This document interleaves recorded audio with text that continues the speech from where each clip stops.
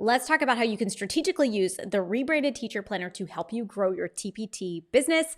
If you do not have this planner yet, you can grab it right down through the link in my description. It is absolutely free. It is 517 pages that are jam-packed with resources that are going to help you grow your TpT business in a way that's very purposeful. All right, let's go ahead and let's dive in. I'm going to show you this planner and I'm going to show you how I use this planner and some of the things that you can do to help you grow your business. Let's take a look at some of my favorite pages inside of the planner and how I use them to help me grow my business. So this is the product mind mapping page, and the way that I use this, there are tons of different ways to use this mind map, but the way I personally use it is I start with the product line that I'm going to create. And then I describe in that main box down in the center, I describe exactly what that product is going to be. And then once I've described what that product is going to be, you're going to see here in a second, I'm going to use those bottom two boxes to write down what makes my product different, what makes it unique, what's going to make it stand out in the market, and what features is the teacher specifically going to love about that product that's going to meet a very specific need. Okay, so that's what I use those bottom two boxes for. Now the columns on this side, you can use those for a lot of different things.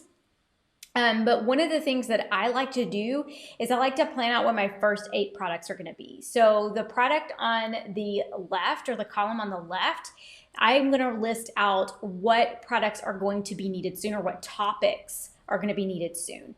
And then in the column to the right, I'm going to list out popular standards. These are standards that sell well for me across the board. So like solving equations, Pythagorean theorem, those are standards inside of my niche that sell very well. So I want to focus on like a nice mixture when I'm starting off with my first 8 products of standards that are popular, but also topics that I know teachers are going to be needing soon. Once I go through that, I'm going to go to the product idea pages, and I am going to write down my idea for my product line. I'm going to write down the title for it. I usually put prices next to that too, what I want the bundle to ultimately cost. And then I make a list of all of the products that I'm going to create within that product line.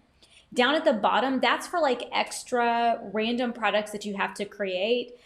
For example, that might be an extra set of notes for a product line that's already completed.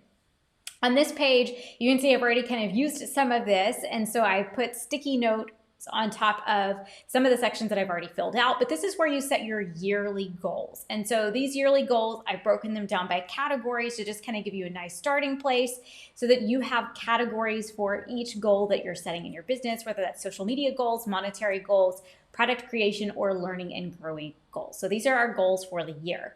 On the next page, you're going to see there's Q1 goals. And so every single quarter has goals. These are goals that are designed to help you meet your yearly goals and just broken down into smaller sections.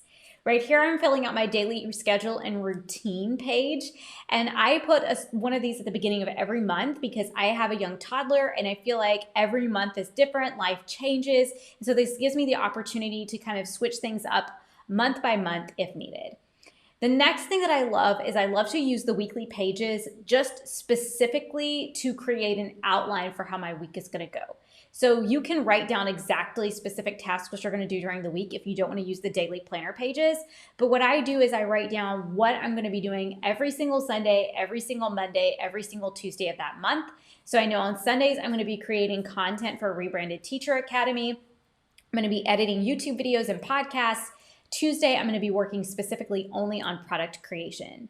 And then again, at the beginning of every month, we've got those daily schedule pages. Now, this is one of my favorite parts of this planner. It's the custom task tracker pages and the setting monthly goals. So we start by setting some big monthly goals. Now, these goals are working towards our quarterly goals, which are working towards our yearly goals. And then I can go down and I can set specific tasks that I want to complete that are going to help me meet those goals, right? And then I can kind of color them in as I go.